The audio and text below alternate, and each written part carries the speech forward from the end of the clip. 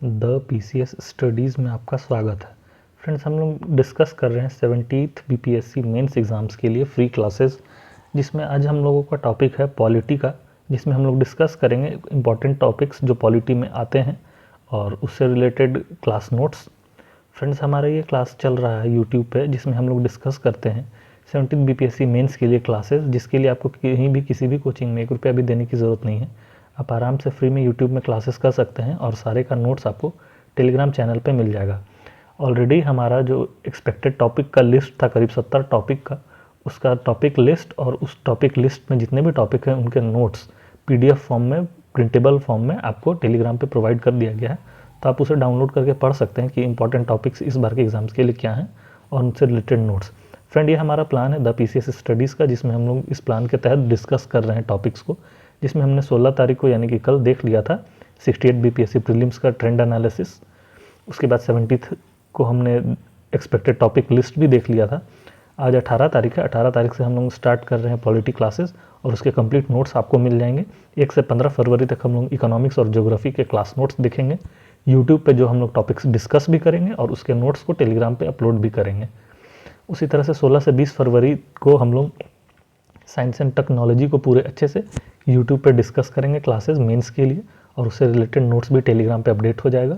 उसी तरह 21 से 28 फरवरी के बीच में हम लोग एंशिएंट इंडिया और आर्ट एंड कल्चर जो बीपीएससी में पूछा जाता है वो हम लोग डिस्कस करेंगे और उससे रिलेटेड क्लास नोट्स अपलोड कर दिया जाएगा टेलीग्राम में। और मार्च में हम लोगों का मास्टर क्लासेस रहेगा, जिसमें हम लोग आर्ट ऑफ आंसर राइटिंग करेंगे, जिसकी आंसर को कैसे अच्छे से लिखा जाए जिससे कि ज़्यादा से ज़्यादा मार्क्स मिले, और एसे राइटिंग और डाटा इंटरप्रिटेशन के क्लासेस आएंगे।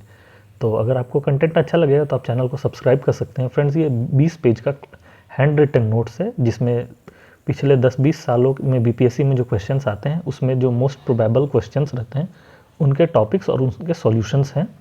तो आप इसे पढ़ सकते हैं। ये 20 पेज का करीब नोट्स है, जिसमें कुछ इंपॉर्टेंट टॉपिक्स हैं, आप देख सकते हैं ये टॉपिक्स, जैसे ट्रेंड इन सेंटर स्टेट रिलेशन कैसा रहा है, कैसे कैसे सेंटर स्टेट रिलेशन चेंज हुआ है, स्पेशल कैटेगरी स्टेटस क्या होता है, सेंट्रल स्पॉन्सर स्कीम्स क्या है, उसी तरह से फिर कोलिशन पॉलिटिक्स क्या होता है, कोलिशन गवर्नमेंट क्या होता है, उसके बाद फिर रीजनल पार्टीज़ क्या होता है, कास्ट का रोल क्या होता है, वोटिंग पैटर्न कैसे चेंज होता है, बिहार में क्या पॉलिटिक्स चल रहा है, क्या पॉलिटिकल स्टेटस है बिहार का। यही सब हम लोगों को इस बार पढ़ना है। इस टॉपिक में हम लोग कोशिश करेंगे कि इस पीडीएफ को जो 20 पेज का है, इस नोट्स को हम लोग 2 दिन में कवर कर लें। उसके बाद फिर एक और नोट्स आएगा जो कि करीब इतना ही बड़ा है, वो नोट्स भी पॉलिटी के लिए इंपॉर्टेंट होगा। और उसके बाद फिर हम लोग जो तीसरा नोट्स आएगा पॉलिटी का, वो तीसरा नोट्स लक्ष्मीकांत का 80 पेज का पीडीएफ होगा, जो सिंप्लीफाइड पीडीएफ होगा मेंस पॉइंट ऑफ व्यू से। तो अब हम लोग उसको भी डिस्कस करेंगे। ये 18 से 21 जनवरी तक के बीच में ये तीनों नोट्स कंप्लीट हो जाएगा पॉलिटी का। तो आइए हम लोग स्टार्ट करते हैं। आज का पहला हमारा पॉलिटी का टॉपिक है trends in centre state relation, कि सेंटर और स्टेट का रिलेशन कैसे कैसे इवॉल्व हुआ है आज़ादी के बाद से। तो पहला फेज़ जो था 1947 से 1967 में, जिसमें हमारा एक स्मूथ फेज़ था। स्मूथ फेज़ का मतलब हो गया कि उस समय ज़्यादातर क्या सभी स्टेट्स में ऑलमोस्ट कांग्रेस की ही गवर्नमेंट थी और सेंटर में भी कांग्रेस का गवर्नमेंट था। तो एक ही गवर्नमेंट दोनों जगह थी सेंटर स्टेट में, जिसके कारण प्रधानमंत्री नेहरू जी का सभी चीफ मिनिस्टर से एक कॉर्डियल रिलेशन था और कंसेंसस पे नेशनल इश्यूज़ को डिस्कस किया जाता था, जिसके कारण रिलेशन बहुत स्मूथ था और कोई भी टेंशन नहीं था सेंटर स्टेट रिलेशन में। सेकेंड फेज़ हमारा स्टार्ट होता है 1967 से 1984 तक का, जिसमें कि क्या होता है 1967 में कांग्रेस पार्टी जो है 9 स्टेट्स में इलेक्शन हार जाती है, जिससे कि उसका सेंटर में तो पोजीशन वीक होता ही है और साथ में स्टेट्स में भी बहुत सारे नॉन कांग्रेस के रूल आ जाते हैं, जिसके कारण क्या होता है कि जो नॉन कांग्रेस स्टेट्स थे उन्होंने डिमांड करने लग गए ज़्यादा फाइनेंस की, ज़्यादा पावर की। उसके बाद फिर ओवर सेंट्रलाइजेशन को उन्होंने अपोज किया, सेंटर का इंटरवेंशन को अपोज किया।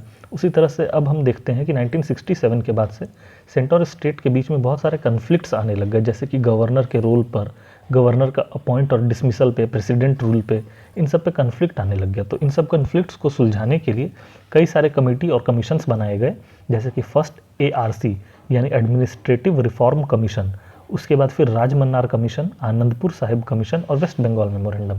इसमें पहला था एआरसी, पहला जो बना था एआरसी 1966 में मुरारजी देसाई कमीशन इसका नाम है, इनके अंडर में।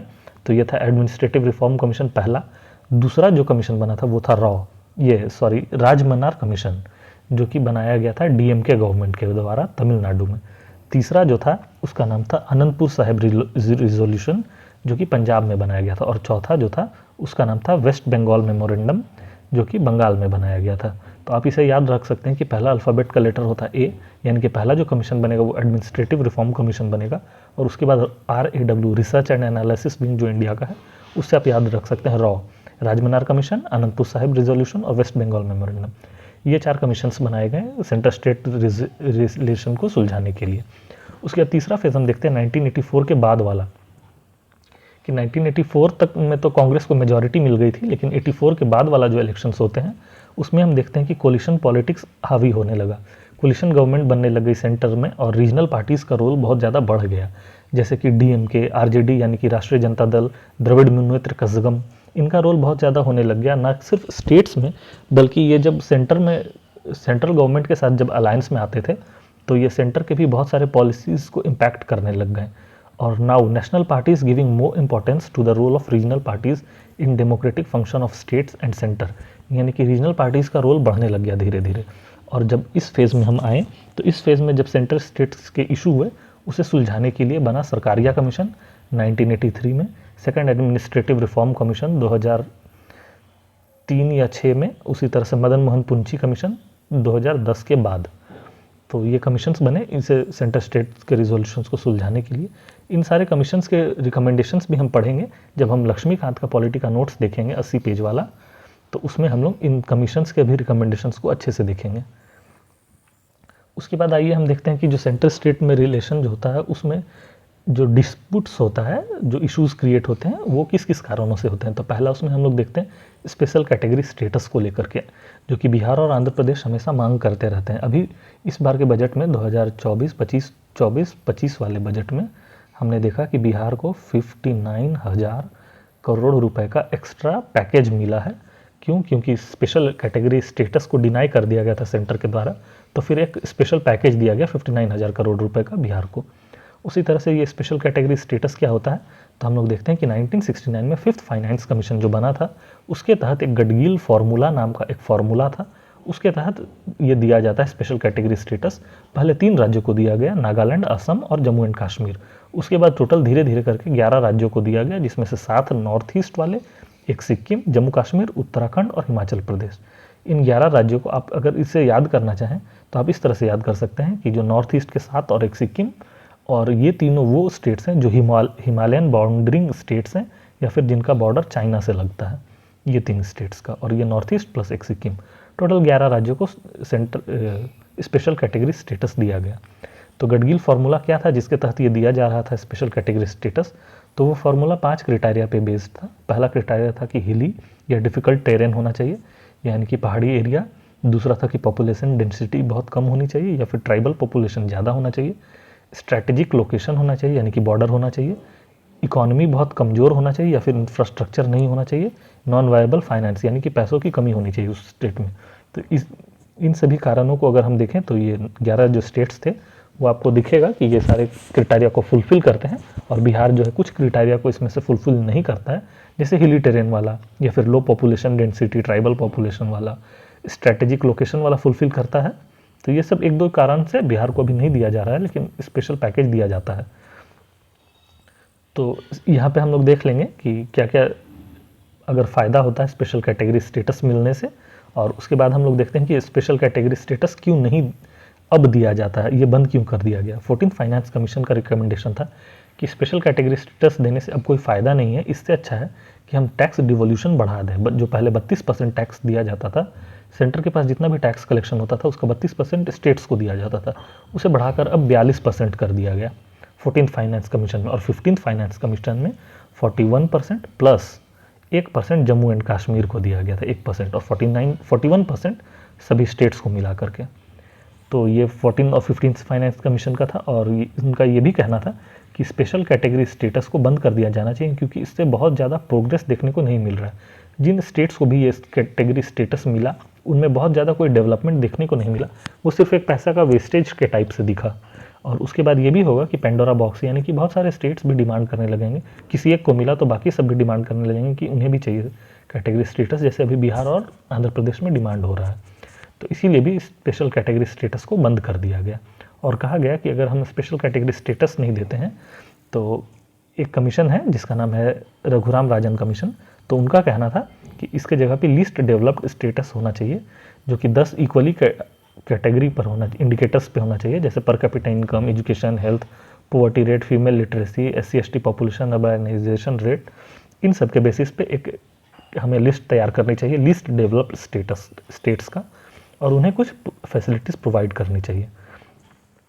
अब हम देखते हैं दूसरा एक टेंशन क्या होता है सेंट्रल स्टेट्स में, जिसका नाम है सेंट्रली स्पॉन्सर स्कीम। तो सेंट्रल स्पॉन्सर स्कीम का मतलब होता है कि केंद्र सरकार कुछ पैसा दे, राज्य सरकार कुछ पैसा दे, और वो स्कीम के सारे कंडीशंस, टर्म्स को डिसाइड सेंटर करता है, तो उसे हम कहते हैं सेंट्रली स्पॉन्सर स्कीम। तो इसके साथ प्रॉब्लम ये था कि जब हम 5th प्लान में देखते हैं 5 ईयर प्लान, तो उस समय कुल 190 सेंट्रल स्पॉन्सर स्कीम थे, लेकिन 9th प्लान आते आते 360 हो गए। मतलब ये कि बहुत ज़्यादा सेंट्रल स्पॉन्सर स्कीम्स बढ़ गया था। इसके कारण क्या हुआ कि सब कुछ सेंटर डिसाइड कर रहा था, लेकिन पैसा राज्य सरकार को भी देना पड़ रहा था। इससे क्या होता था कि बहुत सारे स्टेट्स ऐसे हैं जिनके पास मैचिंग फंड नहीं होता, यानी कि पुअर स्टेट्स हैं, बहुत ज़्यादा पैसा नहीं है, तो फिर स्टेट्स जो है वो उतना फंड दे नहीं पाते थे। उसके साथ क्या होता था, फ्लेक्सिबिलिटी लैक करता था कि one size does not fit for all, कि अगर कोई स्कीम लाया गया तो हर स्टेट का कल्चर, रिलीजन, डेमोग्राफी, ज्योग्राफी सब कुछ अलग है, अलग अलग स्टेट्स का। तो एक जो स्कीम लाया गया ज़रूरी नहीं है कि वो स्कीम हर जगह इक्वली सक्सेसफुल हो या उसका इम्पोर्टेंस हो, इसलिए ये फ्लेक्सिबिलिटी नहीं थी स्टेट्स में। उसके बाद अकाउंटिंग प्रोसीजर अलग था। इस कारण से स्टेट्स का कहना था कि ये सेंट्रल स्पॉन्सर स्कीम्स को कम किया जाए या फिर बंद किया जाए। तो फिर जब सब ग्रुप बैठा चीफ मिनिस्टर्स का, यानी कि एक कमेटी बनी जिसका नाम था सब ग्रुप ऑफ चीफ मिनिस्टर्स, तो उनका रिकमेंडेशन था कि जो पैसा एजेंसीज को दिया जाता है इम्प्लीमेंट करने के लिए सेंट्रल स्पॉन्सर स्कीम का, उसके जगह वो पैसा कंसोलिडेटेड फंड ऑफ स्टेट्स को दिया जाए। उसी तरह सेंट्रल स्पॉन्सर स्कीम को कम किया जाए, जो कि घटकर अब 28 रह गया है, और उसे 3 कैटेगरी में बांटा गया। स्टेट्स को चॉइस दिया गया कि वो किस तरह से इम्प्लीमेंट करें और कौन कौन सा स्कीम को वो चुन सकते हैं। उसके साथ जो फंड होता है वो फाइनेंस कमीशन के साइकिल से जुड़ा हुआ हो, और नीति आयोग जो है वो इवेल्युएट करे वो स्कीम्स को। तो इसके तहत जो सेंट्रल स्पॉन्सर स्कीम्स हैं उसे 3 भागों में अब बांट दिया गया है। जो पहला है उसका नाम है कोर ऑफ द कोर, यानी कि इसे इम्प्लीमेंट करना स्टेट्स को कंपलसरी है, जिसमें कि 6 स्कीम्स टोटल आते हैं। जो पहला स्कीम है उसका नाम है मनरेगा, दूसरा स्कीम है umbrella scheme for SC, ST, OBC and minority, और तीसरा स्कीम, इसमें 4 आ गए, आप देख सकते हैं इसमें 4 आ गए। पहला तो ये हो गया मनरेगा, दूसरा में हो गया 1, 2, 3, 4 SC, ST, OBC और माइनॉरिटी के लिए अम्ब्रेला स्कीम, ये मनरेगा 5, और नेशनल सोशल असिस्टेंस प्रोग्राम, ये हो गया टोटल 6। उसके बाद दूसरा जो कैटेगरी है उसमें थे कोर स्कीम्स, जो कि 20 थे। उसमें था सेंटर और स्टेट्स का कि 60-40 में सभी स्टेट्स पैसा देंगे, और 90-10 में 90 सेंटर का और 10 स्टेट्स का, ये नॉर्थ ईस्ट स्टेट्स के लिए था। तो इसमें कुछ इंपॉर्टेंट स्कीम्स थे, जैसे ग्राम सड़क योजना, कृषि सिंचाई योजना, नेशनल हेल्थ मिशन, स्वच्छ भारत मिशन, ICDS, ये सब। उसी तरह 2 ऑप्शनल स्कीम रखे गए कि अगर स्टेट चाहे तो उसे इम्प्लीमेंट कर सकती है, या नहीं चाहे तो इम्प्लीमेंट नहीं भी कर सकती है। उसी तरह क्या और इशू आता है सेंटर स्टेट रिलेशन में, तो वो NCTC, ये बनाने की बात की गई थी 26/11 हमले के बाद से, कि नेशनल काउंटर टेररिज्म सेंटर। इसमें बात किया गया था कि सेंट्रल का एक एजेंसी होगा जो क्राइम और टेररिज्म से रिलेटेड को इन्वेस्टिगेट करेगा, पर स्टेट्स का इससे इशू था कि इससे पुलिस के पावर्स को हैम्पर किया जाएगा। उसी तरह हम देखते हैं कि सेंटर स्टेट रिलेशन में फॉरेन पॉलिसी में भी स्टेट्स का बहुत ज़्यादा एक्टिव रोल होता है। एक्चुअली बात यह है कि फॉरेन पॉलिसी जो होता है वो स्टेट का प्रेरोगेटिव होता है, यानी कि एक्सक्लूसिव राइट होता है सेंटर का कि उसमें रूल्स बनाए, लेकिन कभी कभी ऐसा भी होता है कि स्टेट्स जो है वो एक्टिव रोल प्ले करती है फॉरेन पॉलिसी में। जैसे कि हम देखते हैं कि जब भी इंडिया बांग्लादेश रिलेशन की बात आती है तो वेस्ट बंगाल गवर्नमेंट का एक इशू रहता है तीस्ता रिवर का, उसके बाद फिर इलीगल माइग्रेंट्स ऑफ बांग्लादेश का। उसी तरह से जब अगर हम डोकलाम वाले क्राइसिस की बात करें जो 2017 में हुआ था, तो उसमें सिक्किम का वो इशू था। उसी तरह से श्रीलंका का जब हम बात करते हैं तो उसमें तमिलनाडु को बहुत ज़्यादा कंसीडर करना पड़ता है, क्योंकि तमिल जो माइनॉरिटी श्रीलंका में रहते हैं उसका एक इशू आ जाता है। उसी तरह से जब रोहिंग्या माइग्रेंट्स इंडिया में इंटर कर रहे थे म्यांमार बॉर्डर से, तो मिज़ोरम को सिंपैथी थी रोहिंग्या से, क्योंकि वो रोहिंग्यास जो थे वो मिज़ोरम के लोगों के इथनिक ही थे। इस कारण से मिज़ोरम ने उन्हें शेल्टर दिया था। इस कारण से हम जब देखते हैं, उसी तरह से एक और हम देखते हैं कि जब भी इंडिया पाकिस्तान रिलेशन की बात आती है तो फिर जम्मू एंड कश्मीर का इशू उठता है। इस सब से हम देखते हैं कि स्टेट्स का भी एक्टिव रोल रहता है फॉरेन पॉलिसी में। उसी तरह से और क्या क्या सेंट्रल स्टेट्स के बीच में इशू होता है, तो जब सेंट्रल पैरामिलिट्री फोर्सेस डिप्लॉय करती है स्टेट्स में, चाहे वो इलेक्शन के टाइम पे हो या फिर स्टेट इमरजेंसी के टाइम पे हो या फिर मिलिट्री मार्शल लॉ या ऐसा कुछ भी, तब भी स्टेट्स को बहुत ज़्यादा प्रॉब्लम होती है और ये स्टेट्स मना करते हैं कि पैरामिलिट्री फोर्स जैसे सीआरपीएफ सीआईएसएफ को वहाँ पे डिप्लॉय नहीं किया जाए। और क्या क्या जो अभी रिसेंट ट्रेंड्स देखने को मिल रहा है सेंट्रल स्टेट रिलेशन में जो है, तो वो यहाँ पे लिस्ट किया गया है, आप इसे देख सकते हैं। जिसमें पहला कि रिवोकेशन ऑफ आर्टिकल 370, यानी जम्मू एंड कश्मीर के लोगों से या फिर वहाँ के जो असेंबली है उससे बिना पूछे 370 को हटा दिया गया। जीएसटी कंपनसेशन सेस के लिए स्टेट्स हमेशा डिमांड करते हैं। नीति आयोग के जो रिकमेंडेशन होते हैं स्टेट्स का कहना है कि उनमें उनकी राय नहीं ली गई। सीबीआई जब स्टेट में काम करती है तो स्टेट्स उसे अपोज करते हैं। वहीं ईडी के रोल को भी काफ़ी ज़्यादा अपोज किया जाता है। रोल ऑफ गवर्नमेंट हम देख ही सकते हैं कि अलग अलग स्टेट में कैसे जो गवर्नर हैं वो स्टेट गवर्नमेंट के एडमिनिस्ट्रेशन में इम्पैक्ट डाल रहे हैं। उसी तरह से फाइनेंस कमीशन के फंड डिवोल्यूशन में भी स्टेट्स को इशू रहता है कि वो ठीक से नहीं हो रहा है। उसी तरह हम और कुछ टॉपिक्स देखते हैं जो सेंट्रल स्टेट रिलेशन में इंपॉर्टेंट है, जैसे CSR exemption PM care funds में, कि जो व्यक्ति या फिर इंडस्ट्री पीएम केयर फंड में अगर टैक्स वो पैसा देते हैं तो उन्हें टैक्स रिबेट मिलेगा। वहीं अगर चीफ मिनिस्टर के फंड में देते हैं, डिजास्टर फंड में, तो उन्हें टैक्स रिबेट नहीं मिलेगा। उसी तरह लॉकडाउन जो है वो स्टेट से बिना पूछे लगा दिया गया। Jammu and Kashmir president rule, उसके बाद फिर 370 को हटा दिया गया बिना पूछे। रोल ऑफ गवर्नर हम देखते हैं झारखंड, बिहार, तमिलनाडु, तेलंगाना, केरला, वेस्ट बंगाल और दिल्ली में कैसे कैसे गवर्नर ने इम्पैक्ट डाला एडमिनिस्ट्रेशन में। वहाँ इसमें हम लोग बिहार में मेनली देखेंगे। बिहार में हम लोग 3 केसेस देखेंगे, 1, 2 और 3। पहला हम लोग देखेंगे डी के बरुआ, जिनका पूरा नाम है देवकांत बरुआ। 1967 में ये गवर्नर थे बिहार के। तो उस समय हम देखेंगे कि कैसे इन्होंने इंटरफेयर किया था गवर्नमेंट में। दूसरा हम लोग देखेंगे बूटा सिंह केस, जो 2005 या 6 में गवर्नर थे बिहार के, इन्होंने कैसे एडमिनिस्ट्रेशन में इम्पैक्ट डाला। और तीसरा हम लोग देखेंगे के.एन. त्रिपाठी केस, जो 2017 में गवर्नर थे, इन्होंने कैसे इम्पैक्ट डाला बिहार में। उसी तरह से फार्म बिल को कैसे इम्प्लीमेंट किया गया। ये सब कुछ इंपॉर्टेंट सेंट्रल स्टेट में इशूज़ चल रहा है। अब आइए हम देखते हैं कोलिशन पॉलिटिक्स इन इंडिया। तो कोलिशन पॉलिटिक्स में था, पहला फेज़ में वही था 1947 से 67 तक में, कि बहुत स्मूथ चल रहा था, कोई कोलिशन गवर्नमेंट वाला बात नहीं था, क्योंकि सेंटर में भी कांग्रेस और स्टेट्स में भी कांग्रेस का ही रूल था। 1967 का इलेक्शन में क्या होता कि जो 4th जनरल इलेक्शन था, तो उसमें क्या होता कि कांग्रेस जो है वो 9 स्टेट्स में चुनाव हार जाती है और केंद्र में भी इंदिरा गांधी गवर्नमेंट जो है उसे कोलिशन बनाना पड़ता है डीएमके और सीपीआई से। और बिहार में सोशलिस्ट सीपीआई और जनसंघ की गवर्नमेंट बनती है 1967 में। तो यहाँ से कोलिशन पॉलिटिक्स स्टार्ट होता है। उसके बाद नेक्स्ट इलेक्शन होता है 1971 में। फ्रेंड्स, आपको ये इलेक्शन कब कब हुए थे और उसमें क्या ट्रेंड रहा था ये याद रखना होगा, क्योंकि यही एग्ज़ाम में लिखना होगा जिससे कि मार्क्स मिलेंगे। अगर आप सिर्फ बातों को घुमा के इधर उधर की बातें लिखेंगे तो एग्ज़ाम में मार्क्स नहीं मिलेगा। आपको फैक्ट्स और डेटा ज़रूर से लिखना ही पड़ेगा, तभी आपको जाके मार्क्स मिलेगा। इसलिए आप ये फैक्ट्स को याद रखें तो ज़्यादा अच्छा रहेगा। तो आइए अब हम नेक्स्ट देखते हैं कि 1971 इलेक्शन में क्या हुआ। 1971 इलेक्शन में नॉन नॉन कम्युनिस्ट ने ग्रैंड अलायंस बनाया था, बस उन्हें सिर्फ 4 ही सीट मिल पाए, इसलिए कांग्रेस ने अच्छी मेजॉरिटी हासिल की और कोलिशन नहीं बन पाया था। उसी तरह 1977 के इलेक्शन में क्या हुआ कि इमरजेंसी लगा था 1975-76 में, और जयप्रकाश नारायण जी का मूवमेंट हुआ था, जिस कारण से जनता पार्टी ने गवर्नमेंट बनाई थी जो कि सिर्फ 22 महीने तक चल पाया था। तो 1977 में कोलिशन गवर्नमेंट आई थी और पहली बार नॉन कांग्रेस गवर्नमेंट आया था सेंटर में, जो कि कुल 22 महीने ही चल पाया था। उसके बाद 1980s का जो इलेक्शन था, जो इंदिरा गांधी जी ने लड़ा था, और 1984 का राजीव गांधी जी ने लड़ा था, तो 414 जो हिस्टोरिक विन हुआ था कांग्रेस का 1984 में। यहाँ पे हम लोग ध्यान देते हैं कि 1984 में इंदिरा गांधी जी का असासिनेशन हुआ था, जिसके कारण सिंपैथी में कांग्रेस को 414 वोट भी मिले थे और ये हाईएस्ट है अभी तक का। उसके बाद 1989 के बाद से देखा जा रहा है कि कोई भी गवर्नमेंट अकेले सेंटर में पावर में नहीं आ पा रही है और उसके लिए कोलिशन गवर्नमेंट की ज़रूरत पड़ ही रही है। तो 1989 वाले इलेक्शन में नेशनल फ्रंट की गवर्नमेंट बनी थी, जिसमें Janata Dal, regional parties, BJP, left front की गवर्नमेंट बनी थी और उसमें कोलिशन का एरा अब स्टार्ट हो गया था 89 के बाद से, और रीजनल पार्टीज़ का रोल बढ़ने लग गया था। 1990s के बाद से हम लोग देखते हैं कि ओबीसी का रोल बढ़ने लग गया, दलित का रोल, उसके बाद पॉलिटिकल पार्टीज़ का, रीजनल पार्टीज़ का रोल बढ़ने लग गया। 1998 में एनडीए की गवर्नमेंट बनी थी।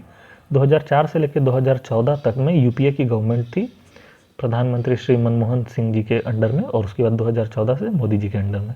उसके बाद हम लोग देखते हैं कि पोस्ट 1990s से क्या हो रहा है कि हम लोग 4 तरह का अलायंस देख रहे हैं 1990s के बाद से।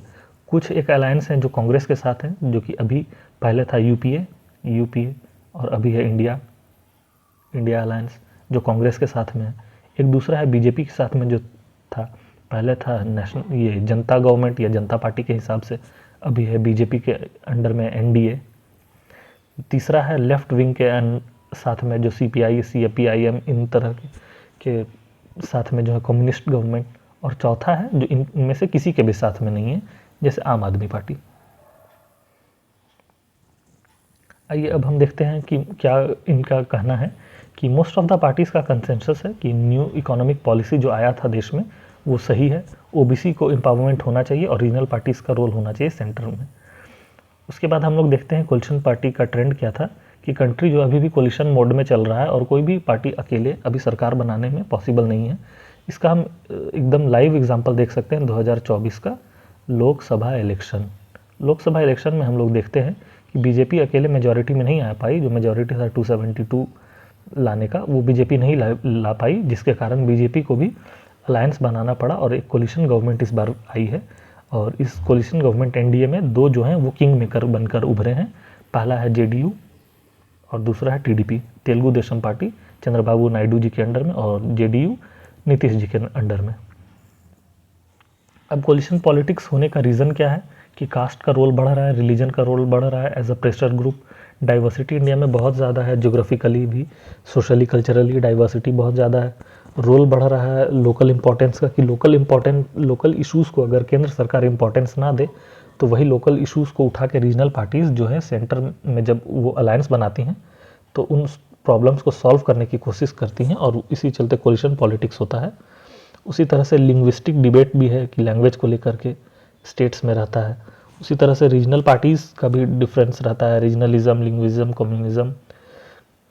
उसी तरह से no party to get single majority, अभी कोई भी सिंगल पार्टी ऐसा नहीं हो पा रहा है कि वो मेजॉरिटी लाके केंद्र में गवर्नमेंट बना सके। अब देखते हैं हम लोग कोलिशन पॉलिटिक्स का नेगेटिव क्या है, क्योंकि इसका कुछ नेगेटिव्स भी है, जिसमें पहला नेगेटिव है कि गवर्नमेंट जो है वो कभी भी गिर सकती है। मिड टर्म इलेक्शंस बहुत हो सकते हैं। इसका लाइव एग्जांपल आप देख सकते हैं कि जैसे झारखंड में, हमारा जो पड़ोसी स्टेट है झारखंड, तो उसमें क्या होता है कि पिछले 20 सालों में करीब 9 चीफ मिनिस्टर्स चेंज हुए हैं। तो इससे आप अंदाज़ा लगा सकते हैं कि 20 सालों में 9 चीफ मिनिस्टर, यानी कि कितना इंस्टेबिलिटी रहा है स्टेट में। उसी तरह से पॉलिटिकल इंस्टेबिलिटी होता है, लूजिंग ऑफ मेजॉरिटी होता है। गवर्नमेंट जो रेजिस्ट करती है बोल्ड स्टेप्स लेने से, और वो वही स्टेप्स लेती है जो उनके पार्टी वाले उन्हें बताते हैं, क्योंकि अगर वो पॉपुलर स्टेप्स ले तो इससे क्या होगा कि उनके पार्टी वाले नाराज़ हो जाएंगे और गवर्नमेंट गिर जाएगी। उसी तरह से होता है कि कोलिशन पॉलिटिक्स जो वो अपॉर्चुनिस्टिक इन नेचर होती है कि अपॉर्चुनिटी का वो फ़ायदा उठाते हैं और अपने प्रॉफिट के लिए काम करते हैं, ना कि लोगों के प्रॉफिट के लिए। ब्यूरोक्रेटाइजेशन होता है और ब्यूरोक्रेसी का पावर बढ़ जाता है, क्योंकि गवर्नमेंट जो होती है वीक होती है और वो कन्फ्यूजन में रहती है और अपने अपने बेनिफिट के लिए काम करती है। तो इसमें क्या होता है कि ब्यूरोक्रेसी को ज़्यादा नॉलेज होता है, समझदारी होता है, तो वो क्या करते हैं अपने फ़ायदे के हिसाब से गवर्नमेंट को चलाने लग जाते हैं और गवर्नमेंट का मिसयूज़ करते हैं। उसी तरह से हैम्पर होता है इसमें healthy competition for power. Corruption बहुत ज़्यादा बढ़ जाता है, क्योंकि लोग ये बस यही चाहते हैं कि किसी तरह से उन्हें मिनिस्टरशिप मिल जाए। उसी तरह से इसमें लोगों के एस्पिरेशन को फुलफ़िल नहीं किया जाता और पीपल के मैंडेट का इंसल्ट होता है। तो पॉजिटिव क्या क्या है इसमें कि रीजनल एस्पिरेशन को बहुत वॉइस मिलता है कि जो लोगों के इश्यूज़ थे, रीजनल इश्यूज़, वो जब पार्टीज़ केंद्र में आती हैं पावर में तो वो लोगों के इश्यूज़ को सॉल्व करने का कोशिश करती हैं। इंक्लूसिवनेस बढ़ता है कि जो लोगों के अपनी पार्टी थी, उनके गांव मोहल्ले की, वो जब पावर में आए तो वो हेल्प करती हैं उन्हें। उसी तरह से पावर शेयरिंग भी बढ़ता है। आइए अब हम देखते हैं कोलिशन गवर्नमेंट क्या होता है। तो कोलिशन गवर्नमेंट का मतलब होता है, इसका डेफिनेशन जो है, when several political parties join hands to form a government and exercise political power on the basis of a common agreed programme और agenda denote cooperative arrangement under which distinct political parties unite to form a government और ministry. इसका मतलब ये होता है कि जब दो या दो से अधिक पॉलिटिकल पार्टी अगर मिलकर सरकार बनाती हैं, पावर शेयरिंग करती हैं, तो उसे हम कोलिशन गवर्नमेंट बोलते हैं। एक पॉलिटिकल साइंटिस्ट हैं जेसी जौहरी, उनका कहना है कि फीचर क्या क्या होते हैं कोलिशन पॉलिटिक्स का, कि इसमें सम रिवॉर्ड्स के लिए एक दूसरे से जुड़ती हैं पार्टियाँ। उसी तरह से एटलीस्ट दो पार्टनर होते हैं तभी कोलिशन पॉलिटिक्स होता है। उसी तरह ये अपने स्पेसिफिक इंटरेस्ट के तहत जुड़ती हैं कि कुछ टर्म्स एंड कंडीशन होता है, उस बेसिस पे ये एग्रीमेंट करते हैं और पावर शेयरिंग करते हैं। और ये स्टैटिक नहीं होता, बहुत फ्लूइड होता है और गवर्नमेंट जो हमेशा चेंज होते रहती है, डिसॉल्व होती रहती है। और ये जो स्टैटिक फ्लूइड का है वो हम इस तरह से समझते हैं कि यहाँ देखिए JDU, ये एक पॉलिटिकल पार्टी है और यहाँ पे आप देख सकते हैं बीजेपी और यहाँ देख सकते हैं RJD। अब आप देख सकते हैं कि JDU जो है हर 2-3 साल बीजेपी के साथ, हर 2-3 साल RJD के साथ, जहाँ बेनिफिट उधर पलट गए। तो इसी के कारण हम यहाँ पे बोल रहे हैं कि ये नॉन स्टैटिक होता है और ये बहुत ज़्यादा फ्लूइड होता है। जब जैसा मौका मिला वैसा पलट करके सरकार चलाया जाता है। तो यही कोलिशन पॉलिटिक्स है। उसके बाद ये की नोट ऑफ कॉम्प्रोमाइज़ होता है कि कॉम्प्रोमाइज़ करके एक दूसरे के साथ मिल करके यहाँ पे सरकार चलाया जाता है और इसमें मिनिमम प्रोग्राम होता है, not ideal for any party. उसी तरह प्रैग्मेटिज्म होता है, आइडियोलॉजी नहीं। अगर कोई अपने पार्टी की आइडियोलॉजी को स्टिक रहेगा तो फिर वो पॉलिटिक्स में पार्टिसिपेट नहीं कर पाएगा और पावर शेयरिंग नहीं हो पाएगी। इसी तरह से मैक्सिमम लोग यही चाहते हैं कि सीज पावर करें, जिसके कारण इसे कोलिशन गवर्नमेंट कहा जाता है। यहाँ पे फ्रेंड्स ये समरी दिया हुआ है कि कैसे कैसे कोलिशन गवर्नमेंट इवॉल्व हुआ, जो हमने ऊपर डिस्कस किया था। अब हम देखते हैं मेरिट्स क्या क्या हैं कोलिशन गवर्नमेंट के। तो कोलिशन गवर्नमेंट का जो मेरिट है वो है accommodation of diverse interest act as a channel, यानी डाइवर्स इंटरेस्ट जो होता है लोगों का उसे अकोमोडेट करना, ज़्यादा रिप्रेजेंटेटिव होना। Government policies require concurrence of all the coalition partners. उसके बाद स्ट्रेंथन करना फेडरल फैब्रिक को, रिड्यूस करना टायरनी ऑफ गवर्नमेंट को, कि अगर एक मेजॉरिटी में आ जाए गवर्नमेंट तो फिर वो डिक्टेटोरियल रेजिम टाइप की हो जाती है, जैसे हम 2014 से 2019 के बीच या 19 से 24 के बीच देखते हैं। तो ये फुल मेजॉरिटी में भी रहना थोड़ा सा डिफ़िकल्ट हो जाता है, जिसके कारण हम देखते हैं कि कोलिशन पॉलिटिक्स थोड़ा हेल्दी होता है। उसी तरह से कोलिशन पॉलिटिक्स का डिमेरिट भी होता है, जैसे अनस्टेबल होता है, ये बहुत ज़्यादा इंस्टेबिलिटी होती है, फ्लूइड होता है, ये तो हमने ऊपर देखा ही। उसी तरह से PM जो लीडर ऑफ गवर्नमेंट होते हैं उसके साथ ही साथ उनका ज़्यादातर समय इसी बात में निकल जाता है कि वो कोलिशन पॉलिटिकल पार्टनर्स को एकजुट कैसे रख पाएँ। स्टीयरिंग कमेटी या सुपर कैबिनेट बना था ये कांग्रेस के टाइम पे 2004 से 2014 के बीच में, जो कि हैम्पर करता है एक्चुअल रोल ऑफ गवर्नमेंट को। स्मॉलर पार्टी जो है वो किंग मेकर बन जाते हैं, जैसे कि अभी हम देखते हैं कि JDU या TDP ने केंद्र सरकार में जो रोल प्ले किया है। उसी तरह रीजनल पार्टी के जो लीडर्स होते हैं वो बहुत बड़ा रोल प्ले करते हैं, जो कि नेशनल इशू को हैम्पर कर देता है। जैसे अगर हम देखें तो वेस्ट बंगाल या मिजोरम ने फॉरेन पॉलिसी को कैसे इम्पैक्ट किया, जो हमने ऊपर देखा। उसी तरह से काउंसिल ऑफ मिनिस्टर का साइज़ बहुत ज़्यादा बढ़ जाता है कि 70 से ज़्यादा मिनिस्टर थे अटल बिहारी वाजपेयी जी के कैबिनेट में 1999 में, इसीलिए उसे जम्बो मिनिस्ट्री भी कहा जाता है। और जब क्रेडिट लेने की बात आती है तो सभी आगे आ जाते हैं, लेकिन अगर कुछ गलत या फेलियर होता है पॉलिसी प्लान का तो फिर ब्लेम गेम खेला जाता है और कोई भी क्रेडिट लेने को तैयार नहीं होता कि उनके द्वारा गलती की गई है। फ्रेंड्स, आइए अब हम दूसरा एक टॉपिक देखते हैं जिसका नाम है रोल ऑफ रीजनल पार्टीज़।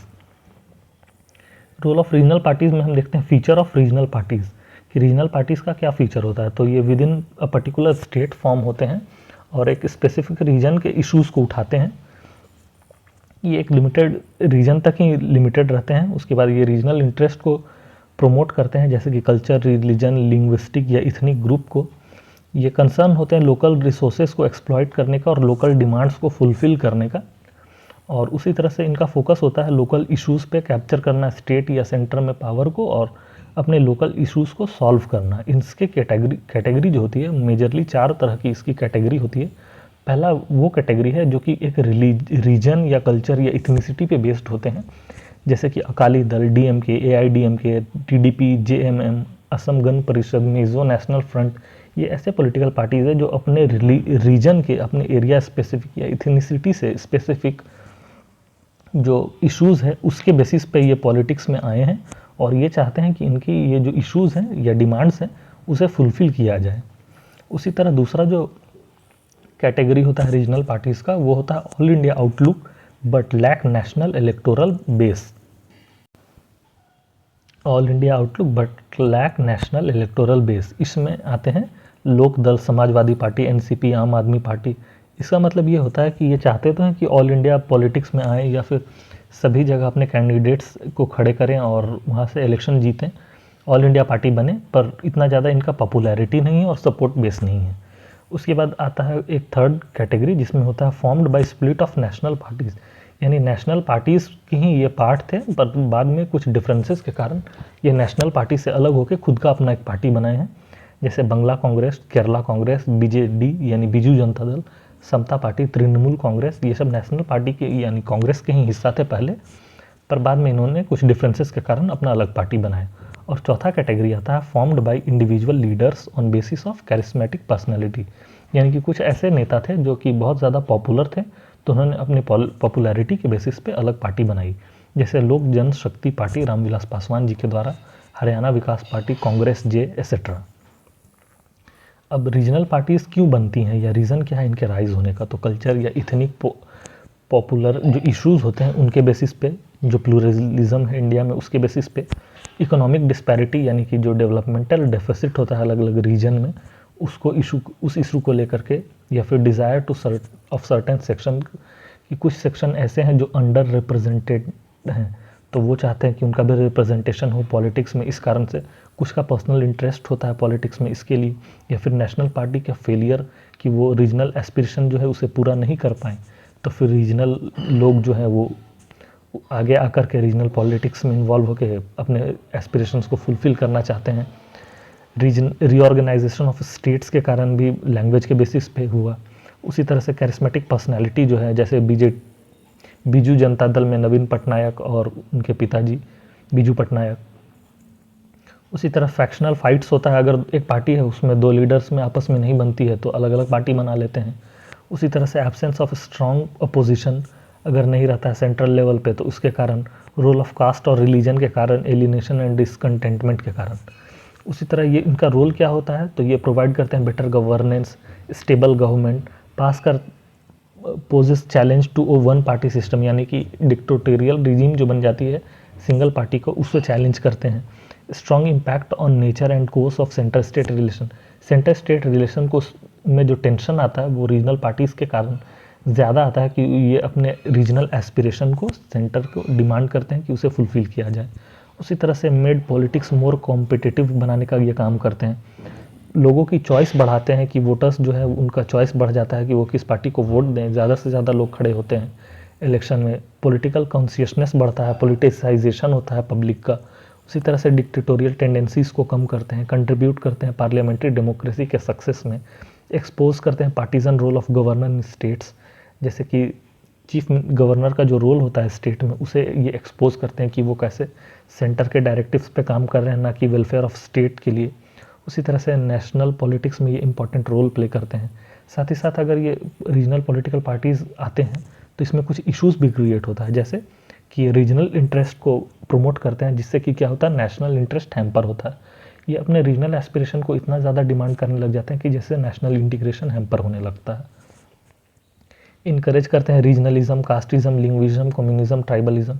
इसका बहुत अच्छा एग्जांपल हम देख सकते हैं कि हाल ही में अभी जनवरी में जो दिल्ली में लोकसभा चुनाव को लेकर प्रचार हो रहा है, तो उसमें बिहार, झारखंड, यूपी के जो लेबरर्स जो जाके काम करते हैं दिल्ली, हरियाणा में, तो उसे लेकर इशू उठाया गया कि वो माइग्रेंट्स आते हैं और यहाँ के लोकल लोगों का जॉब खा जाते हैं। उसी तरह से आसाम में यूपी, बिहार के जो लोग जाते हैं या फिर महाराष्ट्र में जो जाते हैं, तो उसे लेकर बहुत ज़्यादा इशू क्रिएट किया जाता है। यही है रीजनलिज्म या कास्टिज्म, लिंग्विज्म, कम्युनिज्म जो रीजनल पार्टीज उठाते हैं महाराष्ट्र, आसाम में यहाँ के लोगों को बायकॉट करके।